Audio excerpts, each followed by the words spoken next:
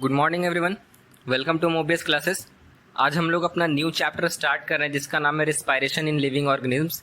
कि रिस्पायरेशन जो होता है वो लिविंग ऑर्गेनिजम्स में कैसे होता है, आज हम बेसिकली उसके बारे में समझेंगे। पहले हमें रिस्पायरेशन का मतलब बताया जाता था, जब हम छोटे थे तो बताया जाता था कि सांस लेना ही क्या है, रिस्पायरेशन है। तो आप बेसिकली इसको 9th क्लास में जा करके इसको अच्छे से थोड़ा डिटेल में पढ़ोगे, लेकिन मैं आपको 7 में ही थोड़ा बता दूंगा कि आखिर रिस्पायरेशन होता क्या है, ठीक है, और क्या डिफरेंसेस होते हैं ब्रीदिंग और रिस्पायरेशन में। जनरली पहले बताया जाता था कि breathing is as similar to respiration, लेकिन इसमें कुछ डिफरेंस है, दोनों में डिफरेंस है, दोनों अलग अलग चीज़ें हैं, ये हम लोग समझेंगे। तो सबसे पहले रिस्पायरेशन आता है, तो पहले जानिएगा रिस्पायरेशन क्यों होता है। पहले हम बात करते हैं फूड के बारे में। हम लोग जो फूड इनटेक करते हैं, ठीक है, वो क्या करते हैं, वो इनटेक करते हैं, वो डाइजेस्ट होता है, उससे हमारे सेल्स से हमारे बॉडी को क्या मिलता है, एनर्जी मिलता है।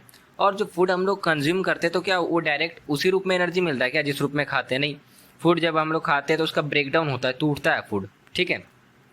तो उस फूड को हम लोग क्या बोलते हैं, ग्लूकोज। क्या बोलते हैं उसको, ग्लूकोज। और इसका फॉर्मूला होता है C6H12O6। ये नंबरिंग नीचे में लिखा था बाबू, याद रखिएगा, ठीक है।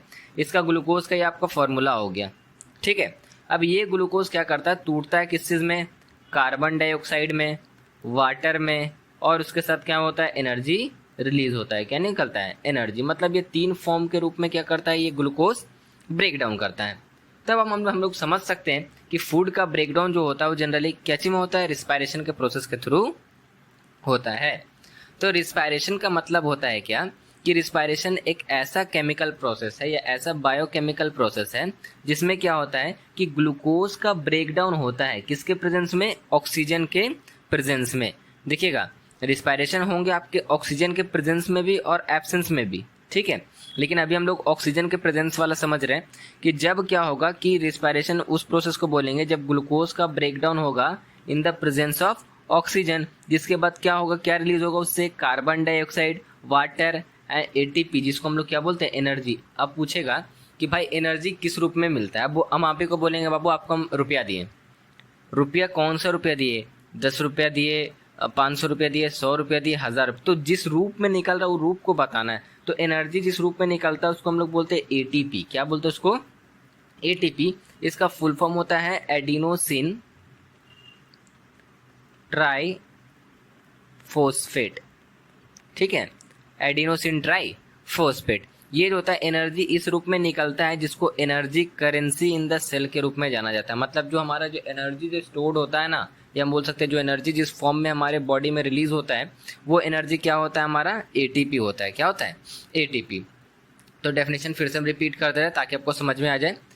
रिस्पायरेशन एक ऐसा प्रोसेस है जिसमें क्या होता है कि ग्लूकोज का ब्रेकडाउन होता है किसके प्रेजेंस में, ऑक्सीजन के मौजूदगी में। मतलब ये क्या करेगा, ऑक्सीजन के मौजूदगी में इसका ब्रेकडाउन होगा और ये क्या चीज में टूटेगा, कार्बन डाइऑक्साइड, वाटर और एनर्जी। एनर्जी जो मिलता है वो किस रूप में निकलता है, एटीपी के रूप में। Full form adenosine try phosphate, ठीक है।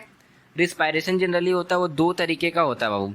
एक होता है हमारा एरोबिक रिस्पायरेशन, एक होता है हमारा एनारोबिक रिस्पायरेशन। तो ये हम टाइप्स देखेंगे। अब देखो, पहले एक चीज हम ये समझेंगे कि रिस्पायरेशन में 2 प्रोसेस इन्वॉल्व होते हैं। वो टाइप्स थे, ये प्रोसेस है, ठीक है। रिस्पायरेशन में जनरली 2 प्रोसेस इन्वॉल्व होते हैं।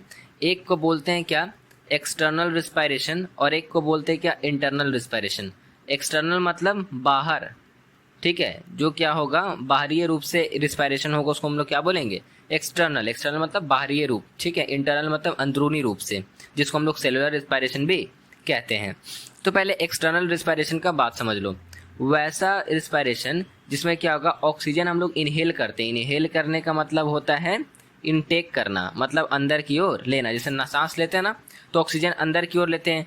एक्सहेल मतलब रिलीज करना, बाहर निकालना। क्या रिलीज करते हैं, कार्बन डाइऑक्साइड, और उसके साथ साथ वाटर वेपर भी निकलता है, वाटर वेपर भी निकलता है। तो उसको हम लोग क्या बोलते हैं, ब्रीदिंग। क्या बोलते हैं, ब्रीदिंग। और ब्रीदिंग को ही हम लोग एक्सटर्नल रिस्पायरेशन के नाम से जानते हैं, ठीक है। जब हम लोग सांस लेंगे और सांस छोड़ेंगे तो वो प्रक्रिया क्या कहलाती है, हमारा ब्रीदिंग कहलाता है, और उसी को हम लोग एक्सटर्नल रिस्पायरेशन के नाम से जानते हैं, ठीक है। अब देखो, ये तो एक्सटर्नल की बात हुई।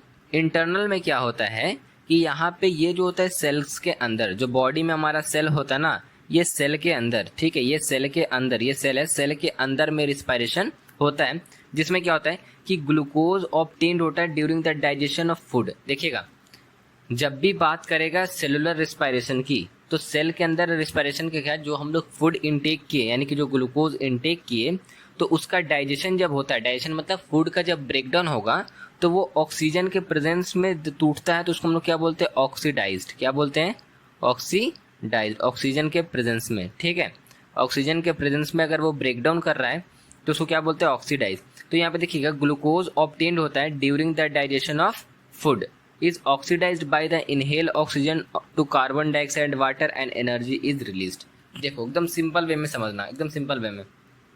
यहाँ पे स्पेस भी नहीं है, नहीं तो हम यहाँ पे लिख देते हैं। ठीक है, देखो हम समझा रहे कि इंटरनल रिस्पायरेशन या सेलुलर रिस्पायरेशन का मतलब यही हुआ, हम लोग खाना खाए, ठीक है, खाना खाए, डाइजेस्ट हुआ। डाइजेस्ट हुआ कैसे, वो ऑक्सीजन जो हम लोग इनटेक कर रहे हैं, तो ऑक्सीजन के प्रेजेंस में वो फूड जो हम लोग फूड इनटेक किया ना, वो ग्लूकोज क्या कर गया, टूट गया। किस रूप में, कार्बन डाइऑक्साइड, वाटर और एनर्जी के रूप में। तो ये जो होता है ये सेल के अंदर प्रक्रिया होता है, सेल के अंदर होता है, इसलिए सेलुलर रिस्पायरेशन कहते हैं, इसी को इंटरनल रिस्पायरेशन भी कहते हैं। जैसे देखो, ये ग्लूकोज क्या हुआ, ऑक्सीजन के प्रेजेंस में ब्रेकडाउन हुआ, क्या बना, कार्बन डाइऑक्साइड जो कि गैस है, यहाँ पे नाम लिख देते हैं कार्बन डाइऑक्साइड, ये हुआ हमारा वाटर, और ये एनर्जी आपको पता है किस रूप में निकला, ये एटीपी के रूप में। तो ऐसे टूटता है, ये स्ट्रक्चर आप लोग याद रखोगे, ठीक है, क्योंकि अब 8th क्लास से आपको यही सब स्ट्रक्चर आपको समझना है। तो ये फॉर्मूला है आपका फूड का या ग्लूकोज जो हम लोग इनटेक करते हैं उसका फॉर्मूला, ऑक्सीजन का फॉर्मूला O2, कार्बन डाइऑक्साइड का CO2। अब ये 6 क्या है, ये आप क्लास हायर क्लास में पढ़ोगे, इसको बैलेंस करने के लिए होता है। मतलब इधर वाला जो चीज़ होता है ना, ये वाला इधर वाला बराबर होना चाहिए इधर वाले से, ये एरो अलग करता है, इसीलिए वो बैलेंस किया जाता है। अगर इधर 6 है तो इसका, अगर 6 यहाँ पे देखो, 6 दूनी 12 हुआ ना, ये हुआ, तो देखो हाइड्रोजन में इधर 12 होगा, है ना, तो बस इसे बराबर करने के लिए ये होता है। ठीक है, चलो अब देखते हैं कि ब्रीदिंग और रिस्पायरेशन में डिफरेंस क्या होता है। तो ब्रीदिंग, ये क्वेश्चन एग्जाम में आएगा और ये हम होमवर्क में भी देंगे। तो ब्रीदिंग जो होता है वो फिजिकल प्रोसेस होता है। फिजिकल मतलब बाहरी रूप से, उसमें कुछ केमिकल का ब्रेकडाउन है, सांस लिए, सांस रिलीज कर दिए कार्बन डाइऑक्साइड। ठीक है, ये बायोकेमिकल प्रोसेस होता है, मतलब कि फूड का ब्रेकडाउन हो रहा है, एनर्जी रिलीज हो रहा है, केमिकली रूप से ये हो रहा है ना। ये exchange of O2 and CO2, मतलब ऑक्सीजन का ले रहे हैं और कार्बन डाइऑक्साइड रिलीज कर रहे हैं, अदला बदली कर रहे हैं, एक्सचेंज कर रहे हैं।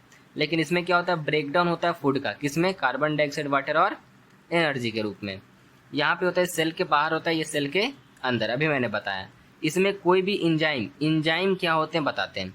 जैसे देखिएगा, हम लोग क्या करते हैं, कैसे समझाएं, घर में क्या करते हैं, कुछ वो क्या बोलते हैं वो, कैसे बताएं आपको, कोई फूड अगर प्रिपेयर करते हैं तो उसको फास्ट पकाना होता है। ठीक है, तो ये देखिए जल्दी, जैसे जो मटर की जो बनती है सब्जी या कुछ भी बोलिए उसको, ग्रेवी टाइप से जो बनता है, तो उसमें देखिएगा येलो मटर जो होता है, पीला चना जो बोलते हैं उसको, तो उसमें क्या होता है कि हम लोग बेकिंग सोडा या कुछ ऐसा कुछ डालते हैं खाने वाला, ठीक है, ताकि वो जल्दी ये क्या हो जाए, मतलब कि जल्दी पक जाए। तो ये क्यों, क्योंकि वो काम करता है उसको फास्ट क्या बोलते हैं उसको, सॉफ्ट बनाने में। ठीक है, तो एंजाइम का काम क्या होता है, कोई भी रिएक्शन को फास्ट करना, क्या करना, रिएक्शन को फास्टली करना। ठीक है, बहुत तेजी से जो रिएक्शन को कर पाता है, मतलब जल्दी हो, उसको क्या बोलते हैं, ब्रीदिंग।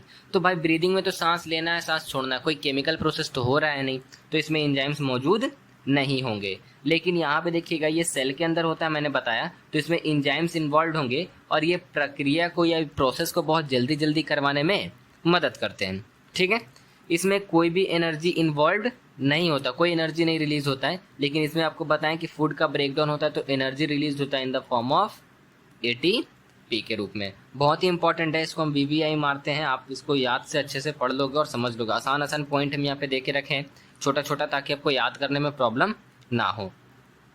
अब जिसका हम जिक्र कर रहे थे कि टाइप्स ऑफ रिस्पायरेशन भी कुछ चीज़ होते हैं, तो वो हम लोग देखेंगे कि टाइप्स ऑफ रिस्पायरेशन क्या है। तो टाइप्स ऑफ रिस्पायरेशन समझेंगे हम लोग सबसे पहले। तो यहाँ पे ये हम लोग समझ लेते हैं कि टाइप्स ऑफ रिस्पायरेशन में क्या होता है। तो मैंने बताया रिस्पायरेशन जनरली 2 तरीके का होता है, एक होता है आपका एरोबिक और दूसरा होता है आपका एनारोबिक। एनारोबिक नेक्स्ट स्लाइड में वो देख लेंगे। तो देखो, एरोबिक, AER को अगर हम यहाँ आई अगर मान लो, अगर हम लिखते हैं मान लो, तो एयर लग रहा है, एयर देखने में लग रहा है, एरोबिक जैसे हम यहाँ पे लिखते हैं, देखो एरोबिक। अगर यहाँ पे हम इसको आई कर दें तो एयर लग रहा है ये, तो ये आई करना नहीं है, बस समझने के लिए। जब वो जो भी रिस्पायरेशन एयर के प्रेजेंस मतलब ऑक्सीजन के प्रेजेंस में कोई रिस्पायरेशन होगा तो उसको हम लोग क्या बोलेंगे, एरोबिक रिस्पायरेशन। मतलब जब कोई रिस्पायरेशन होगा ऑक्सीजन के मौजूदगी में तो उसको हम लोग क्या बोलेंगे, एरोबिक रिस्पायरेशन। जिसमें क्या होता है, जो फूड का ब्रेकडाउन होता है, ठीक है, कार्बन डाइऑक्साइड रिलीज होता है, वाटर रिलीज हो रहा था, एनर्जी रिलीज हो रहा था ऑक्सीजन के प्रेजेंस में, तो इसको हम लोग क्या बोलेंगे, एरोबिक रिस्पायरेशन। यहाँ पे फूड ऑक्सीजन के प्रेजेंस में ब्रेकडाउन करता है, कार्बन डाइऑक्साइड, वाटर और एनर्जी रिलीज करता है। सेम चीज़ जो मैंने आपको यहाँ पे बताया, देखो ये वाला, ठीक है। तो ये ऑक्सीजन के प्रेजेंस में हो गया तो इसको एरोबिक बोले। अब सेकेंड स्लाइड में आते हैं, एनारोबिक क्या होता है। एनारोबिक का मतलब देखो यहाँ पे वर्ड मतलब है, जब भी AN लगता है वहाँ पे तो ये नेगेटिव चीज़ को शो करता है, ठीक है, नेगेटिव चीज़ को शो करता है। तो एनारोबिक का मतलब क्या, कि ऑक्सीजन के एब्सेंस में,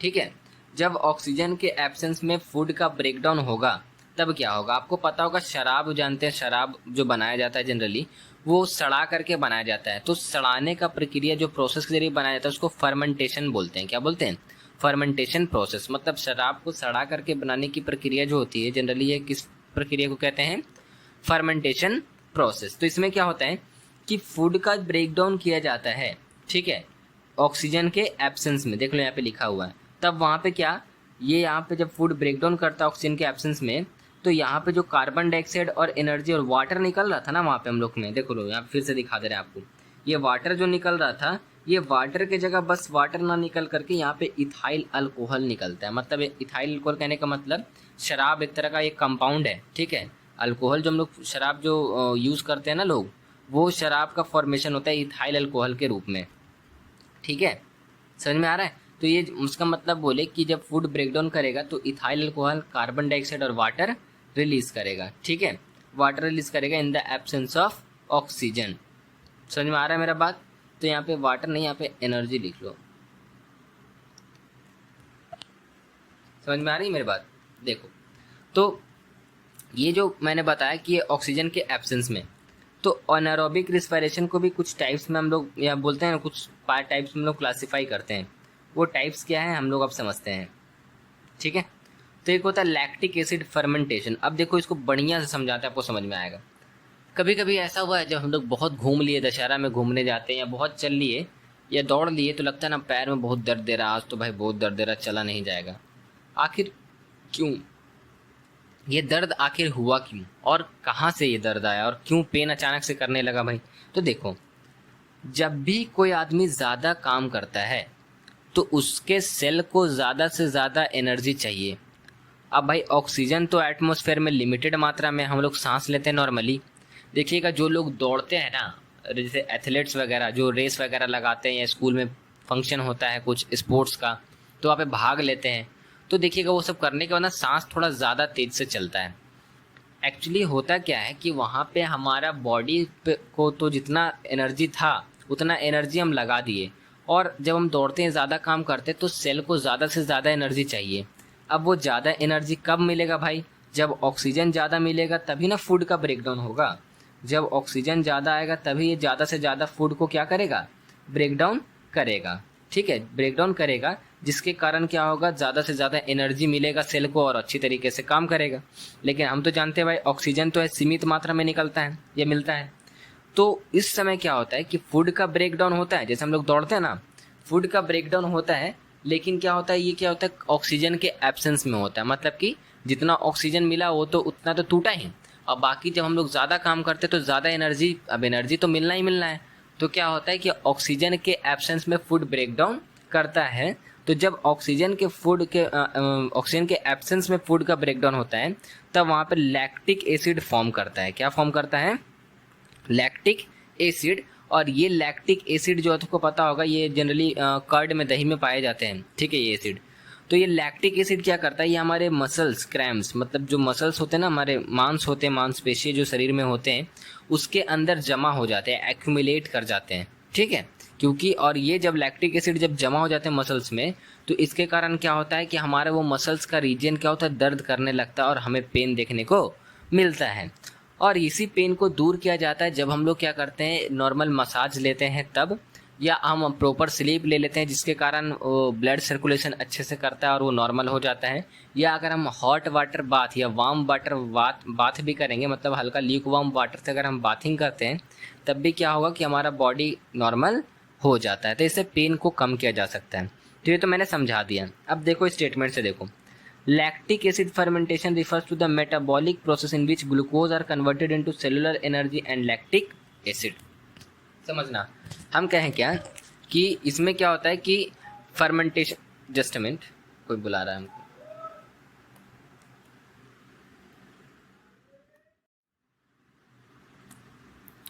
हाँ, तो इसमें हम बता रहे थे कि लैक्टिक एसिड का फॉर्मेशन होता है, मतलब ये लैक्टिक एसिड जो होते हैं वो क्या करते हैं हमारे मसल्स में क्या बोलते हैं, एक्यूमुलेट। एक्यूमुलेट का मतलब होता है जमा हो जाना। देखो वर्ड मीनिंग भी थोड़ा सीखते जाओ।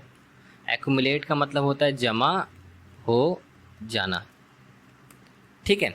तो यहाँ पे क्या होता है कि जब फूड का ब्रेकडाउन होता है ऑक्सीजन के एब्सेंस में, तो यहाँ पे एनर्जी तो रिलीज होती है, लेकिन उसके साथ साथ लैक्टिक एसिड का फॉर्मेशन भी हो जाता है, मतलब लैक्टिक एसिड भी बनने लग जाते हैं। जैसे देखो, इन एनिमल्स और ह्यूमंस, ठीक है, the respiration occur during heavy exercise. जब हम लोग हैवी एक्सरसाइज कर लेते हैं तो यहाँ पे क्या होता है, इन muscle cells due to deficiency of oxygen, oxygen की कमी की वजह से क्या होता है कि यहाँ पे एक्यूमुलेशन हो जाता है किसका, एसिड का, जिसकी वजह से क्रैम्प्स इन मसल्स, क्रैम्प्स मतलब जोड़ों में जो मतलब मसल्स में दर्द होता है ना, वो देखने को मिलता है। और इसको ठीक किया जा सकता है हॉट वाटर बाथ या मसाज के जरिए। क्या कर सकते हैं हम, अपने ब्लड का सर्कुलेशन को सही कर सकते हैं, जिसके वजह से क्या होगा कि हमारे शरीर के अंदर ऑक्सीजन का सप्लाई या उस मसल सेल्स के अंदर ऑक्सीजन का सप्लाई अच्छे मात्रा में होने लगेगा और ऑटोमेटिकली वो दर्द जो होते हैं वहाँ से दूर हो जाते हैं, ठीक है।